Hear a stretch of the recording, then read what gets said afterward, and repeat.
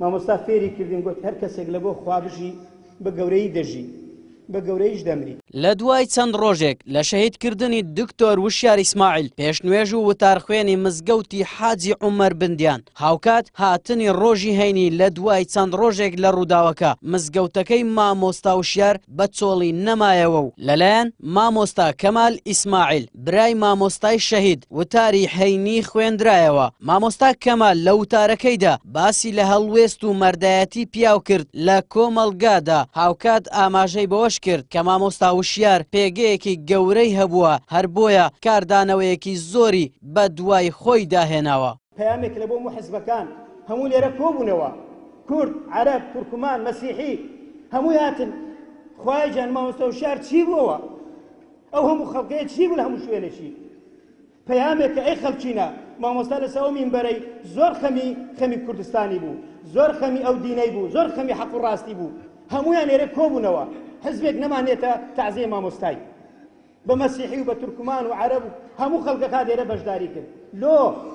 مامۆستا پەیامەکە دەڵێ ئەی خەڵکینە تەبابن برابن پێکەوە بن کوردستان لە خەتەردایە وەزعەکە خەتەرە. بەشێکیش لە پێشنوێژ و هاوڵاتیان لەسەر تیرۆرکردنی مامۆستا وشیار هاوخەمی خۆیان دەربڕی و دەڵێن مامۆستا وشیار کەسێکی بێتاوان بووە هەرگیز چاوەڕوانی ئەوەشی نەکردووە ناحەزێک بە خوێنی ئەو چاڵێک بۆ دوا ڕۆژی خۆی هەڵکەنێت. هاوکات دەشڵێن پێویستە حکوومەت و هێزە ئەمنیەکان کەیسەکە بەلاڕێدا نەبەن و بە زوویی تۆمەتبارەکان ئاشکرا بکەن. نەکار متاسیری ئەوەی بوومە کە خۆشەویستێکی خۆم لە هەموو شتێک خۆشەویستتر با بمردوایە هەر ئەوەندە متاسیری دەبووم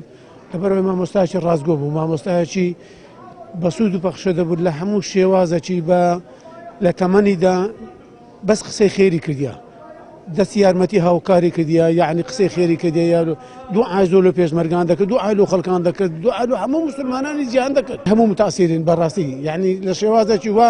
متاسیرین يعني واتصور لكن هم دنيا نيوي مرديا ما استاهل زانا ودعنا بو ولا حصل فقير دوست بو خزم دوست بو لهم خرجي روي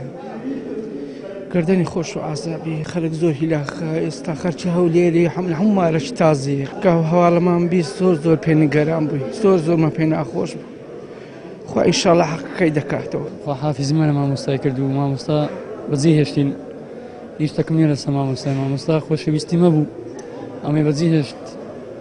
وەکو نوێژخوێنەشی دێمە ئێرەکەنی بەڕاستی ئەوەدەی مامۆستای بیناسم مامۆستا لەو ئەوانە نەبووە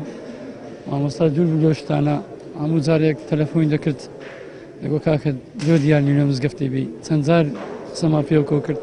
ڕۆژی سێشەمە پێکەوە پەیوەندیمان پێوکەوە و دوای عیشا لێرە بووین مامۆستا لا خبر مهات مامۆستا شەهید کرا مامۆستای خۆشەویست هەم ڕەفیقم بوو ڕەفیقەکی چاکم بوو و پیاوێکی زۆر ساڵح و خێرخواز بوو بەڕاستی ئەو کارە ساتەکە بەسەر مامۆستای هات بەڕاستی بەسەرمەش دەهات و ئێمە زۆر نیگەرانین و داوا لە بەرپرسانی حکوومەت دەکەین بە زووترین کات ئەو کێشەی ئەو مەلەفەی تیرۆری ئەو کەسێک کە دەستی ڕەشی لە مامۆستای وەشان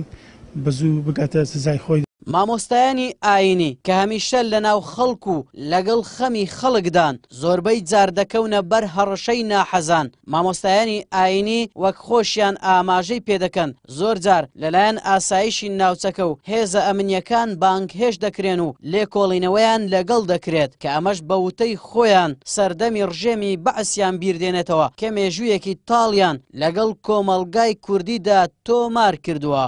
ئاراس عەزیز کەناڵی پێام هەولێر.